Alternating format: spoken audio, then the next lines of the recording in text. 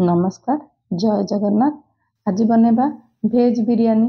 तो बनैबा भी अति सहज। आपण मैंने भावुवे बनैबा एते समय लगे खाइबा को इच्छा हेले भी आपण मन मारी दौथे, किंतु आज बनैबा बहुत ही परफेक्ट माप सहित प्रेशर कुकर रे बनैबा भेज बिरियानी। ता सहित बनैबा बहुत ही सरल रे कचुम्बर। स्वागत करछि देसी फूड कोर्ट ओडिशा को। तो ये गोटे बड़ जगह नेबा जो थरे कि आमे बिरियानी जो बनैबा पई चाउलटा भिजेबा। तो ये माप आपण जेकोसी परफेक्ट बिरियानी बनैबा पे माप हिसाब रे आपण चाउल नियंतु, जेकोसी जिनसर कप गिना जेकोसी जगह रे माप नै परिबे। मो एठी गोटे गिना माप हिसाब रे नैछि। तो एठी मो 2 गिनार चाउल रे एठी बिरियानी बनेबी। तो एटा ने मो नैछि बिरियानी राइस। तो चाउल रे बहुत डस्ट ता 3-4 थर भल से चाउल को धोई नेबा जेमति सब मैला बाहर जिवो। तो देखि पारुछे केते सारा डस्ट, ताको 3-4 थर चाउल को भल से धोई नेबे।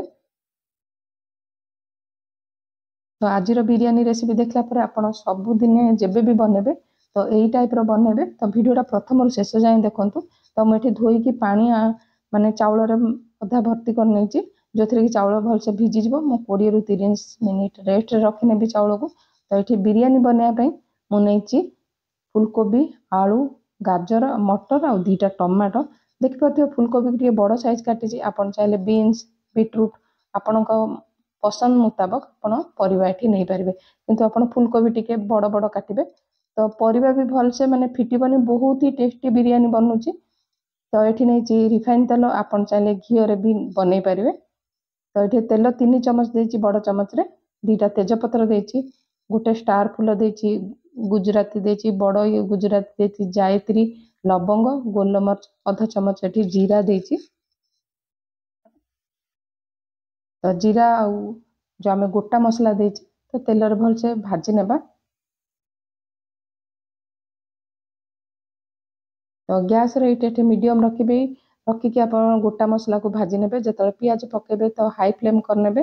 तो मैं एटे बड़ साइज रो 2टा पियाज को पतला पतला काटी नेछि। तो बहुत ही इजी आ बनेबा भी सहज, खाइबा एते टेस्टी। आपण दम बिरियानी भी कि पछरे पके देबो, बहुत ही टेस्टी। प्रथम शेष जाए वीडियो देखिकी एही प्रोसेस रे आपण बनातु टिप्स सहित। तो ये पियाज को हल्का कलर चेंज होला जंग मु भाजी नेछि। तो ये 1.5 चमच रु टिके कम देछि अदा रसुन रो पेस्ट। तो अदा रसुन रो कंचा स्मेल गला जंग हमें भाजी नेबा। तो 1 रु 2 मिनिट भाजला पर देख पाते पियाज आउ टिके कलर चेंज हो जाइछि, अदा रसुन रो पेस्ट भल से कसी हो जाइछि। तो यही समय आमे जो सब परिबा काटिथिले एठी पके नेबा। तो आलू को भी देखि पाते मु टिके बड़ बड़ काटी नेछि। तो बीटरूट पकेले कलरटा टिके आपणकर बिरियानी रो बढ़िया कलर आसीबो। यदि आपन पसंद तो बीटरूट भी आपन पके परिबे, बीन्स पके परिबे। तो सब पकेला परे परिबा को मीडियम हीट रे 3 रु 4 मिनिट आमे तेल जो अदा रसुन पेस्ट पकईछे ता सहित भल से आमे भाजी नेबा। जेमती लूण एठी पकेबेनी, लूण पकेले तार पानी छाड़िबो, परिबाटा ठीक से भाजी ही परिबोनी। तो देखि पारते एते परिबा भल से भाजी हे गेलानी।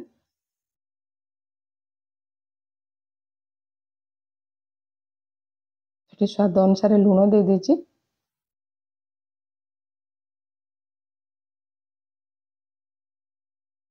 एठी मसला नेछि बिरियानी मसला, धनिया गुंड, अल्प गरम मसला, काश्मीर रेड चिली पाउडर, आधा चामच भी कम अल्प हलदी गुंड देछि। तो मसला गुंड पके सला पर भल से घोड़े नेबा।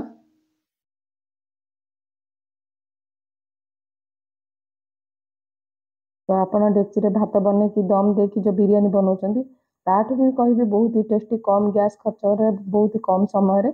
एठे फ्रेश दही नेछि 2 रु 3 चमच। तो दही पकेला पर मसला सहित परिबा को भल से कसी नेबा। तो 10 मिनिट रे आपण एमती बिरियानी बने कि खाई परिबे। एठे आउ 2 मिनिट कसिला परे एठी जो आमे सोक करी रखिथिले चाउल को पानी सब बाहर करके एठी आमे चाउल को पके नेबा।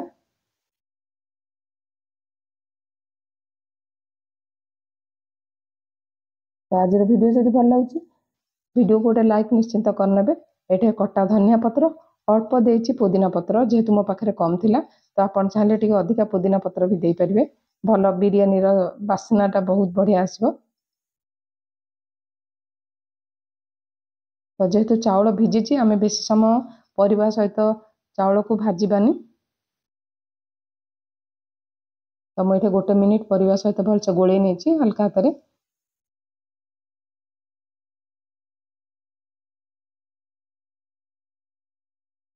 जदि वीडियो भल लगे तो वीडियो को शेयर करने को जमार भूलें।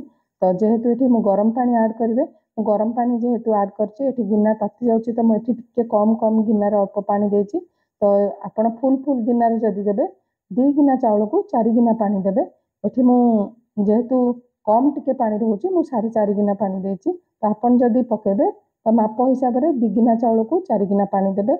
जेहेतु चाउलटा भलसे भिजी जाइए पानी बेसी भिड़ोनी तो से अनुसार आपण पानी ऐड करने। पानी देला पर ये हाई फ्लेम रे भलसे गोले नेबा टिके समय फुटवा को देबा पानी।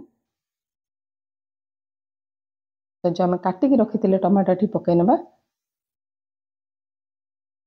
तो एमती बिरियानी थरे बनातु घर लोक समस्त को पसंद आसो। ये जेहेतु काश्मीर रेड चिली पाउडर देती कंचा लंका 5टा को मझिरू मु फाड़ करके पकई। तो ये गरम पानी ऐड कलापर प्रेसर लीड बंद कर गोटे हुइसिल आसे देबा हाई फ्लेम रे। तो बेसी माने डबल जदि 2टा हुइसिल दौरान तो फिटे देबे ना पूरा आमर जो बिरियानी राइसटा पूरा जाऊ जाऊ हम। तो मुझे गोटे हुइसिल देलापर आपण मानक देखा। तो बहुत ही टेस्टी बिरियानी बनी आउ राइस जाक देखो पूरा गोटा गोटा होगी अच्छी आ परिबा भी सीझी जाइए कि फुलकोबी आलू सब गोटा गोटा अच्छी। तो देखो राइस केते लंबा होगी केते सुंदर बनी बिरियानी।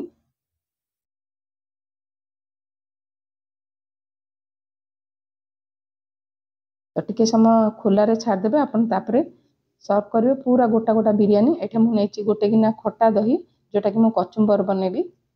तो भलसे फेंटी नेबा। तो आपन को चाहिए बहलिया जदि कचुम्बर इच्छा तो आपण पानी ऐड करंतुनी। जदि टिके पतला इच्छा जेहेतु बिरियानी रे टिके पतला कचुम्बर हेले भल लागे मैं तो अल्प एठी पानी ऐड कर नेछि।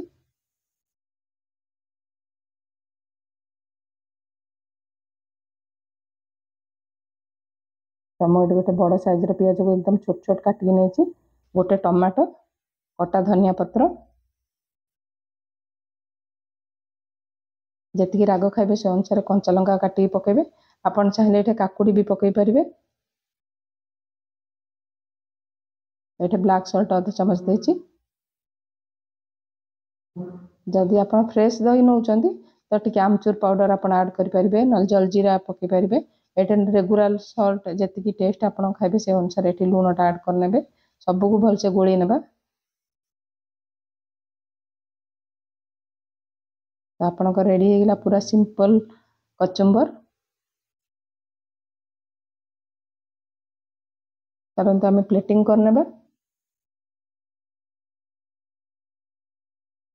तो ये भी देखिपे केते गरम अच्छी आ बहुत ही टेस्टी बनी थिला। आ यही मापर आपण बनातु आपणक राइस भी गोटा गोटा रहिबो। आपण को डेक्ची रे बनेला परी आपण को बिरियानी रो टेस्ट लागिबो।